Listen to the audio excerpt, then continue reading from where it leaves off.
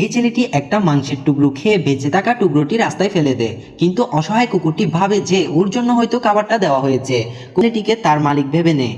টাকার জন্য ওই ছেলেটির বাড়িতে চলে যায়। ছেলেটি ওই কুকুরটিকে তাড়িয়ে দেয় আর দরজা শক্ত করে বন্ধ করে দেয়। কুকুরটি আবারও তার জায়গায় ফিরে যায়। একদিন ছেলেটি আবারও কুকুরটিকে তার দরজায় দেখে আর লাথি মেরে সেখান থেকে তাড়িয়ে দেয়। কুকুরটি খুব উদাস হয়ে যায় আর নিজের জায়গায় শুয়ে পড়ে। তখনই ছেলেটি তার বেঁচে যাওয়া খাবার ডাস্টবিনে ফেলে দেয়। কুকুরটি ভাবে ছেলেটি হয়তো সত্যি ওকে দয়া দেখাচ্ছে। ও খুব খুশি হয় আর খাবার খেয়ে আনন্দ উপভোগ করে।